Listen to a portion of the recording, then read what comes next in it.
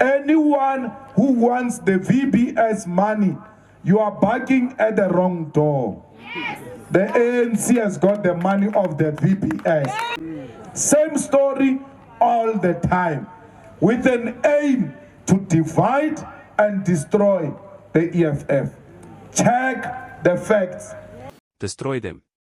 With these claims, are you telling me that a party, whose very foundations are built on the shattered dreams and stolen savings of the poorest of the poor, is now a victim? A martyr in some grand political conspiracy? This isn't a conspiracy, my friends, it's a conspiracy of silence, a conspiracy of denial, and a conspiracy of accountability dodging. Let's be crystal clear about something, because apparently, some memories are shorter than a politician's promise. When we talk about the VBS scandal, we are not talking about some minor accounting error. We are talking about a 2 billion rand heist.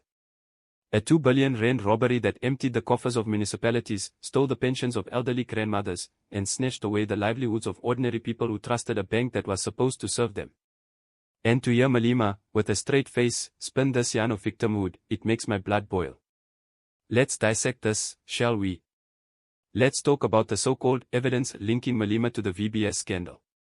Because he denies it, right? He says no VBS money touched his accounts, no VBS money went into the EFF's coffers. He says his books are open. Well, let's open them then, shall we? The forensic report by the South African Reserve Bank itself, dubbed the Great Bank Heist, laid it bare. It explicitly detailed how over 1.8 billion rand was siphoned off. And who was among the recipients, directly or indirectly. Brian Shivambu, Floyd Shivambu's younger brother, was listed as among the biggest recipients of this ill-gotten money, receiving over 16 million rand. And what did Brian Shivambu eventually admit? He admitted he received the money for no good reason and repaid it. Why would he repay it if it wasn't dirty money? This isn't some backroom rumor, this is a matter of public record. And then there's the leaked affidavit from the former VBS chairperson, a convicted criminal, yes, but one whose testimony, given as part of a plea agreement for a reduced sentence, provides damning details.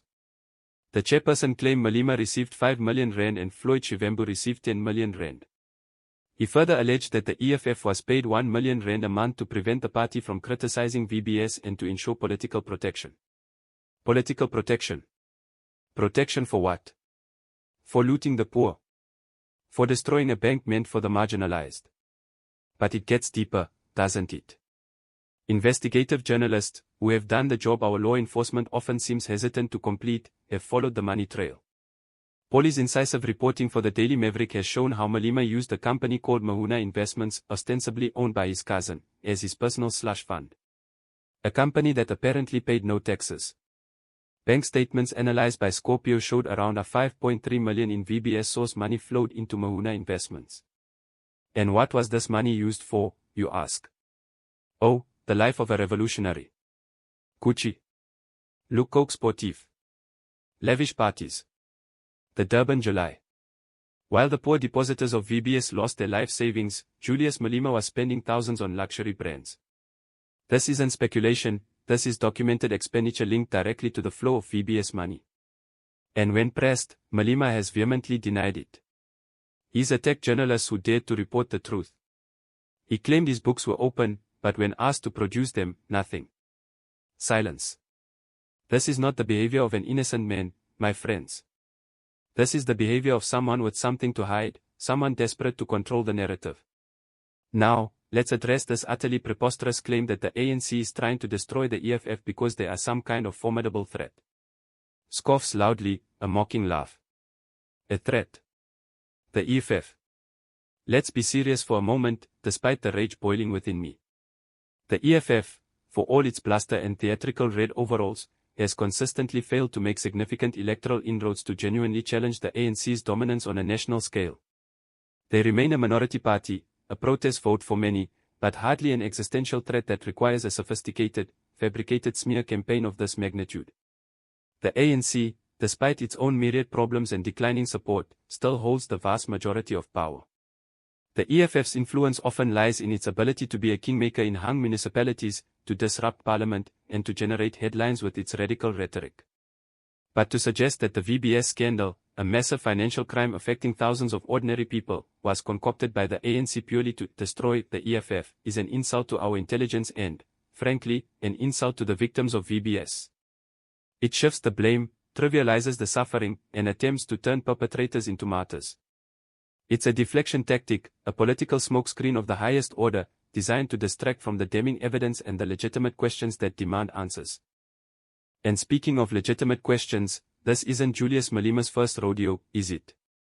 Oh no, the VBS scandal is just the latest, and perhaps most egregious, in a long line of controversies and alleged improprieties that have shadowed his political career.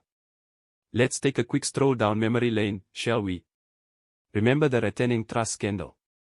Years ago, when he was still the ANCYL president, reports emerged that Malema was using this trust, named after his son, as a conduit for questionable payments linked to lucrative state tenders in Limpopo. The Hawks investigated charges of corruption, fraud, and money laundering. While the criminal case was eventually dropped, the stench of impropriety lingered. It raised serious questions about how a politician, even a youth league leader, could live such an opulent lifestyle without legitimate, declared income.